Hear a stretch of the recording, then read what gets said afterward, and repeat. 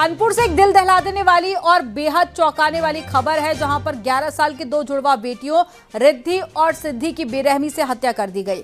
हत्यारा कोई और नहीं बल्कि उनका अपना पिता है। वजह परिवार में कलह और डिप्रेशन बताई जा रही है। पत्नी और बेटा दूसरे कमरे में सो रहे थे और इसीलिए बच गए। आपको रिपोर्ट में दिखाते हैं।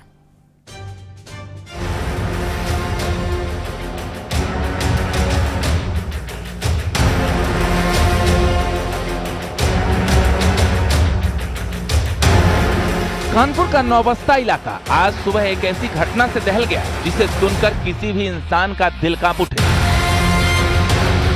त्रिमूर्ति अपार्टमेंट में रहने वाले अभिरंजन मिश्रा ने अपनी 11 साल की जुड़वा बेटियों रिद्धि और सिद्धि का गला रेत कर हत्या कर दी। शनिवार रात को खाना खाने के बाद अभिरंजन अपनी दोनों बेटियों के साथ एक कमरे में सोने चला गया।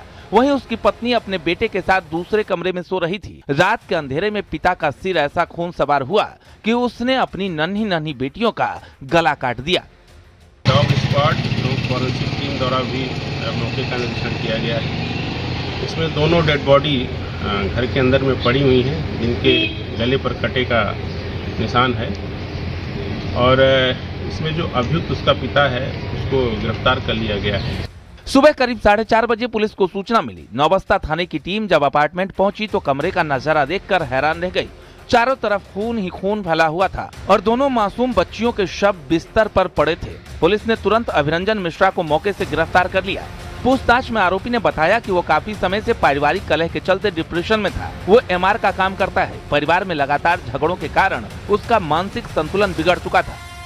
उन्होंने सपने में भी नहीं सोचा था कि वो ऐसे कर्म कर जाएगा कि उसका परिवार पूरी तरीके से तबाह होगा। जरा सी भूल ने इस युवक की अपने इस परिवार को तबाह कर दिया। जहां एक और उसने अपनी दोनों बेटियों का गला काट के उन्हें मौत के घाट उतार दिया, तो वहीं अब इस पूरे मामले पर पुलिस जांच में जुटी और ये पता लगाने का प्रयास कर रही है क्या उसे मेंटल डिप्रेशन था या कुछ और। बच्चियों की मां बेहद सदमे में है। अपनी बेटियों की मौत पर वो बिलख रही है। पुलिस और पड़ोसियों को उन्हें संभालने में काफी मशक्कत करनी पड़ रही है। बेटा भी सदमे में है। पुलिस की आरोपी से पूछताछ जारी है।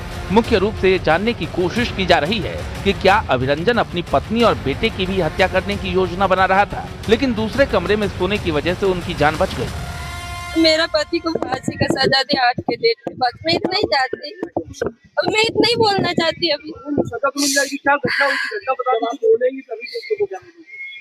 घटना तो मैंने देखा ही नहीं। रात में क्या हुआ था?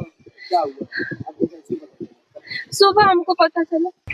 पुलिस की जांच जारी है। साथ ही आरोपी के मानसिक स्वास्थ्य की भी जांच कराई जाएगी। पड़ोसियों का कहना है कि परिवार में पिछले काफी समय से तनाव था, लेकिन किसी को ये अंदाजा नहीं था कि बात इतनी भयानक मोड़ ले लेगी। Bureau report, news 18।